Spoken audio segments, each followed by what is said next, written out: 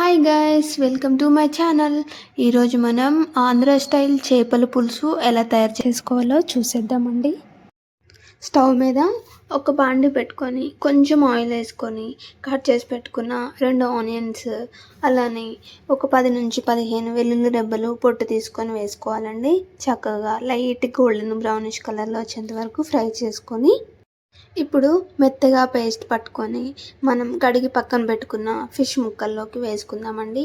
అందులోనే కొంచెం పసుపు, ఉప్పు, ధనియాల పొడి, గరం మసాలా, జీలకర్ర మెంతి పొడి, తగినంత కారం వేసుకొని చక్కగా మ్యారినేట్ చేసుకుందామండి. మరి మ్యారినేట్ అంటే మరీ హార్డ్గా చేయకుండా కొంచెం సాఫ్ట్గా చేసుకోవాలండి. ఎందుకంటే ముక్కలు కొంచెం డెలికేటెడ్గా ఉంటాయి కాబట్టి ఇప్పుడు స్టవ్ ఆన్ చేసుకొని అదే బాండీలో మనం కట్ చేసి పెట్టుకున్న ఆనియన్, పచ్చిమిర్చి వేసుకుందామండి. లైట్గా ఫ్రై అయిన తర్వాత అందులోనే మనం అల్లం వెల్లుల్లి పేస్ట్ వేసుకొని పచ్చివాసన పోయేంత వరకు ఫ్రై చేసుకుందామండి. ఇప్పుడు మనం పక్కన పెట్టుకున్న ఫిష్ ముక్కల్ని ఇందులోకి వేసేసుకుందామండి.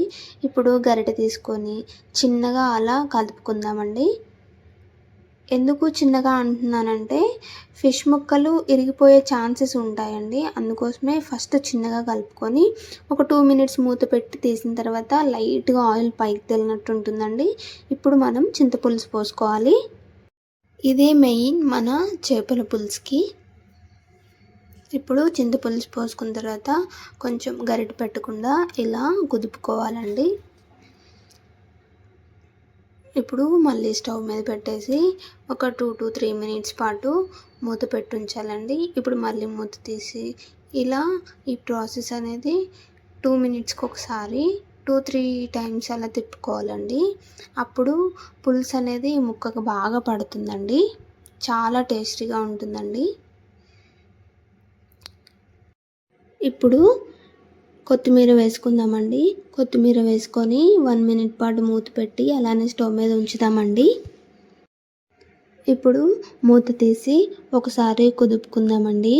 చూసారు కదా, పులుసు కూడా చిక్కబడింది.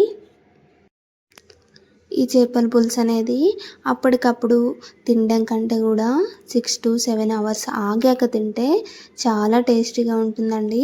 ఒకసారి ట్రై చేయండి. చాలా ఈజీ రెసిపీ అండి. నాన్ వెజ్లో అన్నిటికంటే ఈజీది చేపల పులుసు అండి. ఇప్పుడు మూత పెట్టుకొని మనం స్టవ్ ఆఫ్ చేసుకుందామండి. ఇప్పుడు ఒక 7 అవర్స్ ఆగాక చూసారు కదా చక్కగా పులుసు ఎలా ఉందో. ఆయిల్ చక్కగా పైకి తేలిందండి. చాలా కమ్మగా ఉంటుందండి. అద్దిరిపోద్దండి. ఒకసారి ట్రై చేసి నాకు కామెంట్ చేయండి. ప్లీజ్ లైక్, షేర్, సబ్స్క్రైబ్ అండి. Thanks for watching.